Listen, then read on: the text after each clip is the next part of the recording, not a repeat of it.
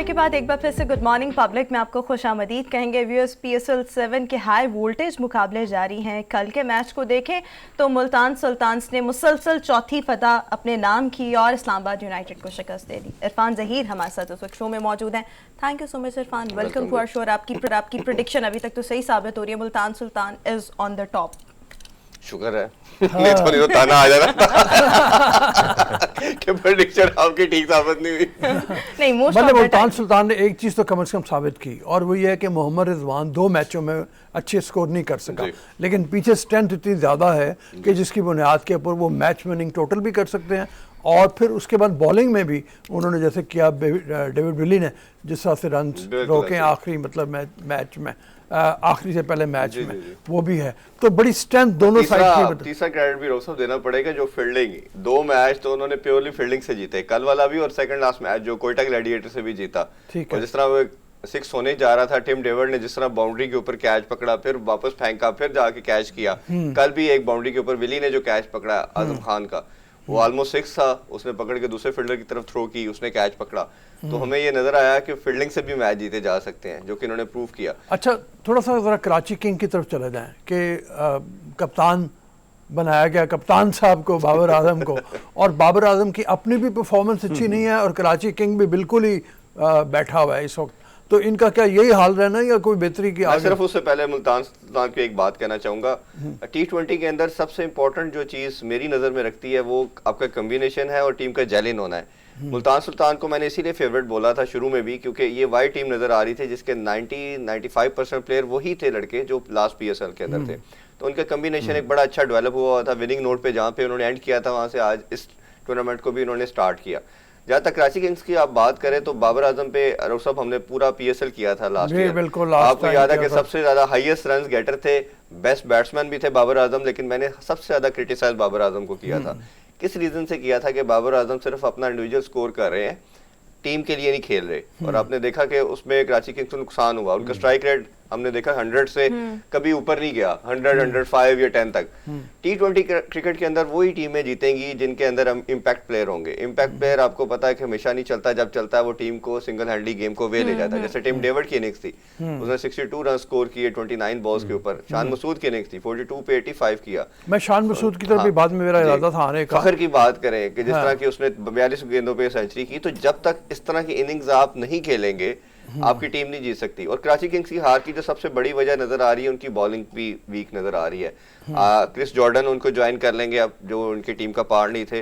मोहम्मद आमिर का वेट किया जा रहा है, अभी तक मेरी कल भी उनसे बात हुई, अभी भी वो फुली रिकवर नहीं की अब, क्योंकि वो एक टीम का बड़ा इंटीग्रल पार्ट थे। जिस तरह की उनकी परफॉर्मेंस थी और जिस सीजन में वो जीते थे, आमिर की उस सीजन के अंदर बड़ी आउटस्टैंडिंग परफॉर्मेंस। तो ये मुझे लगता है कि बॉलिंग उनको ज्यादा हैम्पर कर रही है। बट बाबर आजम का भी मुझे प्रॉब्लम नजर आ रहा है कि वो फ्लो में नजर नहीं आ रहे, जिस तरह वो खेलते हैं फंसी हुई इनिंग्स जिसे कहते हैं ना, वो खेल रहे हैं। हाँ नहीं, बहुत वो मतलब ये है कि थोड़ा सा सॉलिड बेस देने की कोशिश में बिल्कुल रन रेट भी नीचे, और फिर सामने भी खड़ा कोई नहीं हो पा रहा। मतलब जिस तरीके से देखे शर्जील ने एक आध इनिंग अच्छी खेली शर्जील ने। हाँ। लेकिन ये कि सिंगल हैंडली तो मुश्किल हो जाता है, साथ में किसी न किसी को शीट एंकर रोल प्ले करना पड़ता है, तो वो भी अनफॉर्चुनेटली कोई साथ नहीं दे रहा। ठीक है जी हरमीत।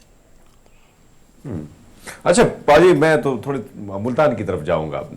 हम मुल्तान अगर हम देखें पाजी, रिजवान चलो नाकामी भी सही, लेकिन उसके बावजूद उसकी कप्तानी को आप कैसे देखते हैं? और साथ साथ ये बताया गया कि जो हिकमत अमली बनाई गई है एंडी फ्लोर की जानिब से, तो उसको आप कैसे देखते हैं कि किस तरह हम पहले वही मैं जब रिजवान आउट हो जाता तो मुल्तान सुल्तान पूरा की पूरी टीम आउट हो जाती थी, अब हालात बदले नजर आ रहे हैं, तो क्रेडिट किसको देना चाहेंगे ज्यादा? सबसे ज्यादा कैप्टन को दिया जाना चाहिए, क्योंकि वही टीम को लड़ाता है मैदान के अंदर, और उनके कोच को। एंडी फ्लावर भी बहुत सीजन कोच हैं, और लास्ट ईयर मैंने जब उनका इंटरव्यू किया तो उन्होंने कुछ अपनी प्लानिंग के बारे से बताया।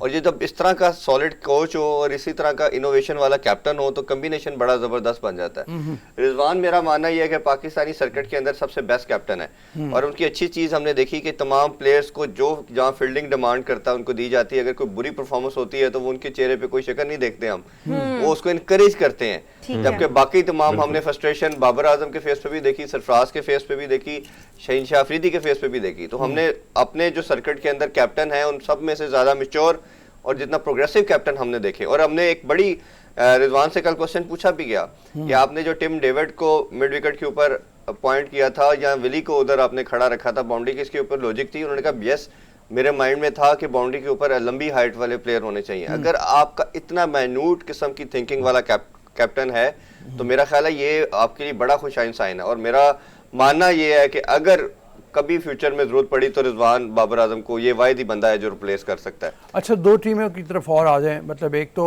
कोयटा ग्लैडिएटर्स की तरफ कि अभी तक तो उनकी परफॉर्मेंस भी को बहुत अच्छी नहीं जा रही, लेकिन अब उनके 2 प्लेयर्स और ऐड होने जा रहे हैं, उनकी परफॉर्मेंस उसकी बुनियाद के ऊपर क्या बेहतर हो जाएगी?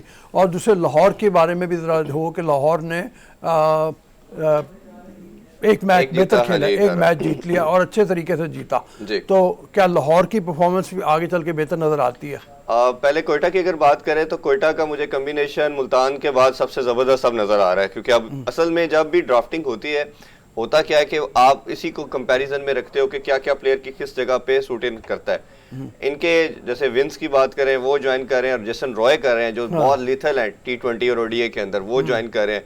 इन दोनों से बहुत इम्पैक्ट पड़ेगा। फिर शायद अफरीदी उनके स्पिनिंग डिपार्टमेंट को इनहेंस करेंगे, वो भी उनका भी कल सेकंड टेस्ट नेगेटिव आ चुका है तो वो भी मोस्ट लाइकली टीम को ज्वाइन कर लेंगे। तो ये जब 3 प्लेयर आएंगे, अभी उमर अकमल डग आउट के अंदर है, तो ये जब 3-4 प्लेयर आपकी टीम के अंदर ऐड ऑन होंगे तो मेरा ख्याल है कि मुल्तान सुल्तान के बाद जो सेकंड बेस्ट टीम आपको नजर आएगी एज ए कॉम्बिनेशन वाइज वो कोयटा ग्लैडिएटर है। यानी कि नेक्स्ट प्रेडिक्शन आपकी कोयटा की। कोयटा अच्छा। इरफान, एक और चीज इरफान, अगर हम देखें तो आज हजरतुल्लाह जलज़ई भी जो है पिशावर ज़ल्मी को ज्वाइन करेंगे, एक तरफ फखर इमाम, दूसरी तरफ हजरतुल्लाह, तो कैसे देखते हैं ये कॉम्बिनेशन? क्विक आंसर जी, उसमें आज इनका मैच है और दोनों ही बड़े आउटस्टैंडिंग है। फखर ने अपनी जो शॉट्स डेवलप कर रही है हर तरह खेलने की, वो बहुत आउटस्टैंडिंग है।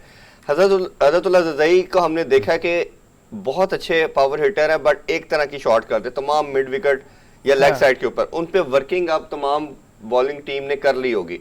तो मुझे लगता नहीं है कि जलज़ई बहुत ज्यादा सक्सेसफुल इस सीजन में होंगे, लास्ट में तो बहुत ज्यादा सक्सेसफुल थे।